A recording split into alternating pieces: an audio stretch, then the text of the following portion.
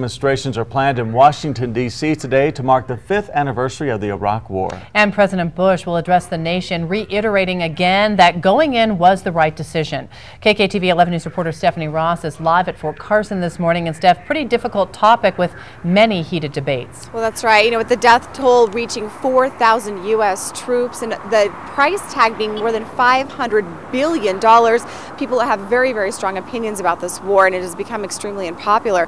Last night, a candlelit vigil was held in Colorado Springs to protest the war, and more anti-war demonstrations are planned all across the country on this anniversary, while others are saying people need to put down the picket signs and support the troops. Katrina Grant's husband is on his 3rd tour. She says she wants both the war and the protesting to end, while protesters say they want the same thing.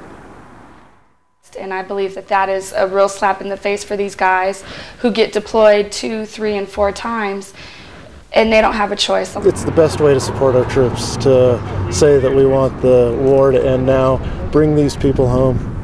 And that question of when still hasn't been answered, but General Petraeus, the president's top commander in Iraq, will be addressing Congress next month. John and Kim? Yeah, you know, and it's an issue that has more than 2 sides, lots of sides, lots of opinions. Lots of opinions, lots of sides, very heated, really, anyway. All right, Stephanie Ross reporting live at Fort Carson. Thank you.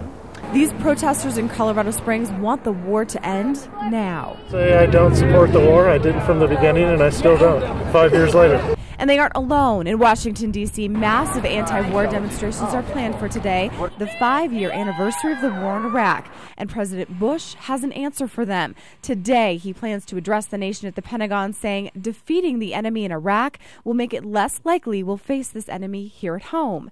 Katrina Grant's husband, Sergeant Jason Grant, is helping to defeat that enemy right now. Sergeant Grant is on his 3rd deployment, and his wife says the anti-war message is hurtful. The cause is extremely important. Whether or not people want to protest and say our soldiers don't belong there, our soldiers don't die for nothing.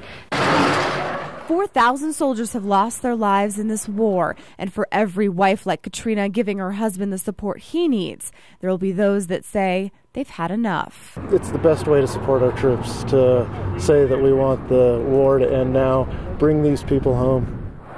And that question of when still hasn't been answered, but General David Petraeus, the president's top commander in Iraq, will be talking to Congress next month about the progress so far. John and Kim? All right, Stephanie, thank you for that report.